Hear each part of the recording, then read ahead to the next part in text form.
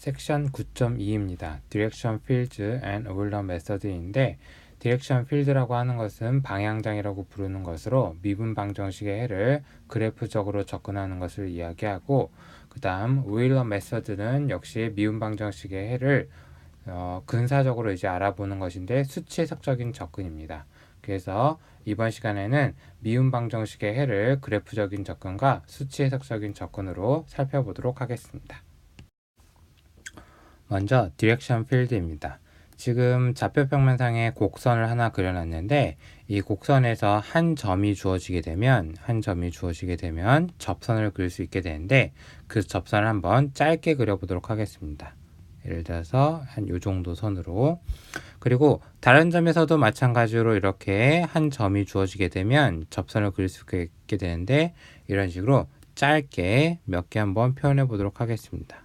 여기서 하나, 여기서도 이런 식으로 짧게 표현할 수가 있게 되는데, 이 선들을 이렇게 짧게 표현하다 보면 무엇을 알 수 있냐 하면, 이 짧은 접선들이 이 곡선 전부를 대표할 수는 없지만 이 곡선이 나아가는 방향 정도를 대충 추측할 수 있게 해줍니다.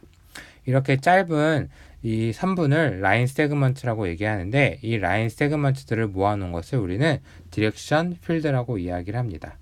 지금은 한 곡선에 대해서 그냥 디렉션 필드가 어떤 의미를 나타내는지 위해서 간단하게 설명을 해봤는데, 책에 나타나 있는 예로 다시 한번 살펴보도록 하겠습니다.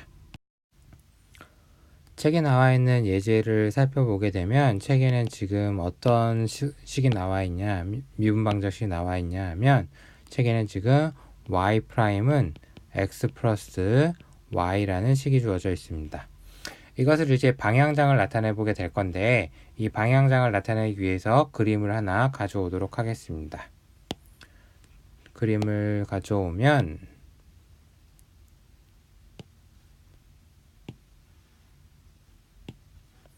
바로 이 그림입니다. 지금 이미 방향장이 전부 다 표시되어 있긴 한데, 이것이 어떻게 그려질 수 있는지에 대해서 한번 살펴보도록 하겠습니다. y'x이 x 플러스 y다라는 식을 좀 살펴보게 되면, 지금 이 식은 바로 이 x좌표와 y좌표의 합이 기울기 접선의 기울기를 의미하게 되는 거죠. 그러면 얘를 표로 좀 한번 나타내 보도록 하겠습니다. 표를 나타내게 되면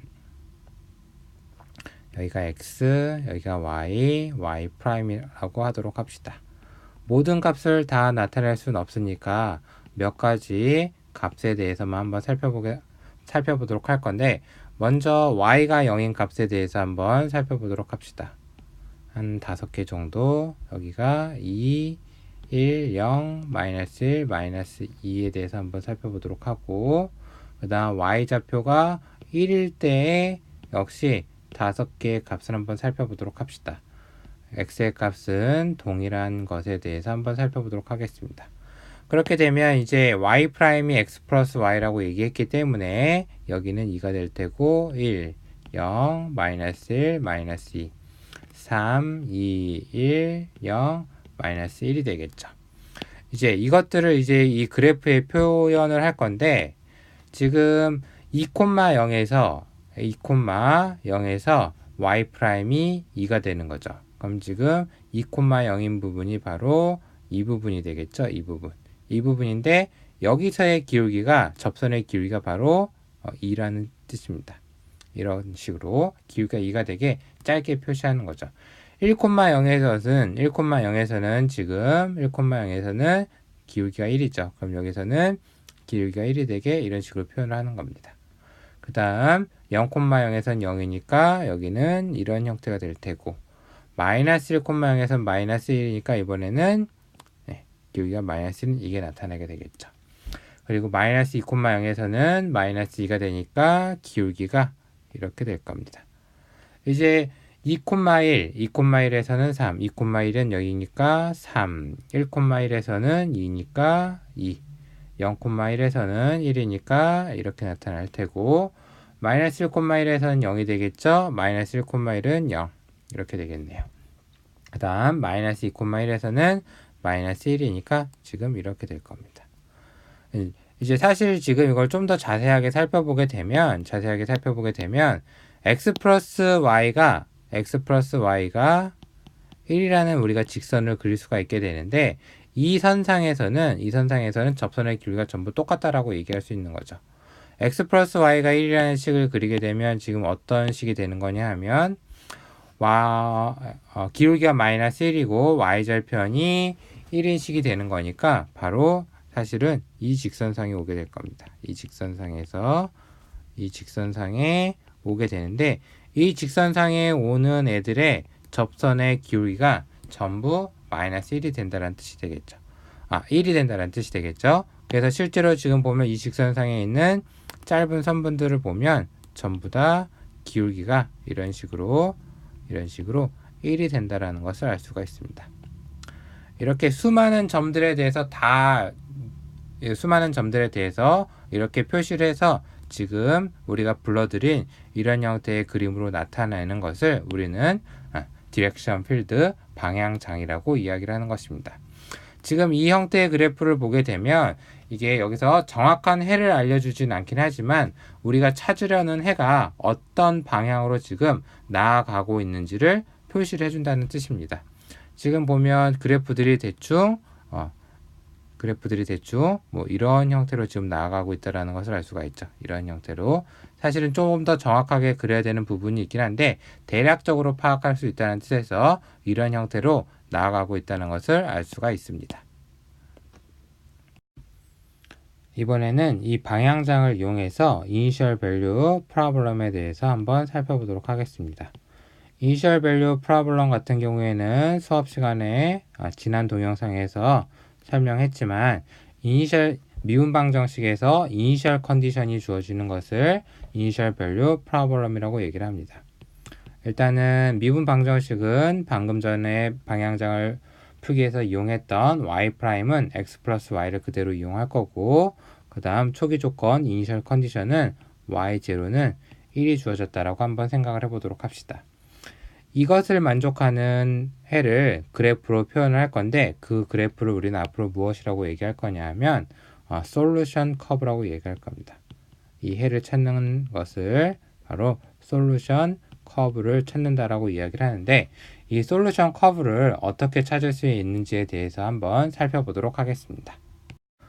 먼저 이니셜 컨디션이 y0는 1이니까 x가 0이고 y가 1이라는 뜻이죠. 그럼 일단은 0,1에서 기울기가 1이라고 얘기하는 것이죠. 그러니까 일단은 바로 여기를 지나야 됩니다. 이 부분을 지나야 되겠죠.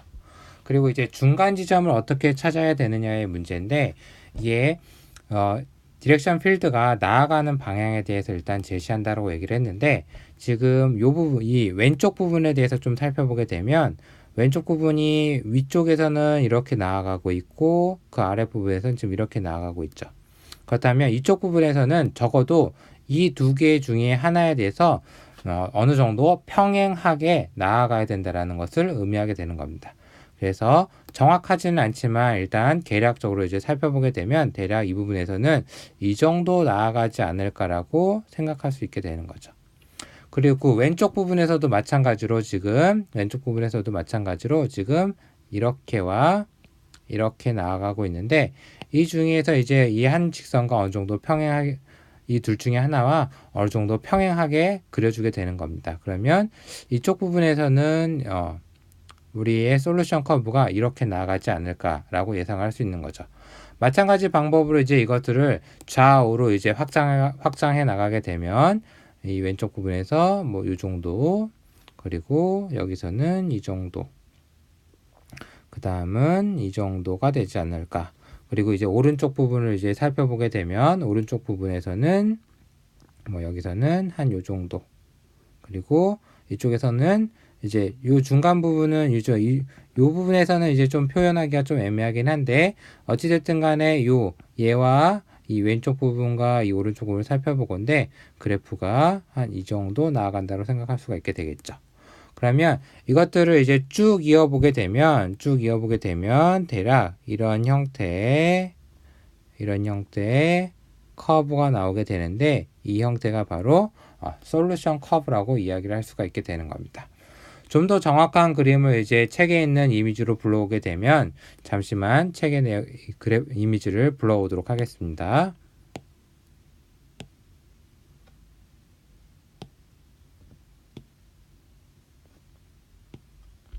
바로 이 이미지가 되게 되는 겁니다.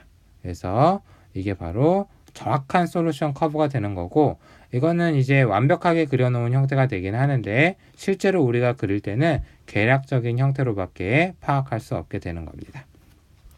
방금 계략적으로 그린다라고 이야기를 하게 됐는데, 이제 어느 정도 이제 우리가 그림을 그리라고 했을 때 어디까지 그려야 되느냐 이제 문제가 발생할 수 있게 되는데, 예를 들어서 이쪽 부분에 이제 좀 예를 만약에 살펴보게 되면 지금 어느 정도 이 주변에 이제 주변에 선분들과 평행하게 그려야 된다고 얘기를 했는데, 이 그래프가 만약에 여러분이 그릴 때 여러분들이 만약에 이런 식으로 그냥 그려버리게 되면 지금 딱 봐도 알긴 하겠지만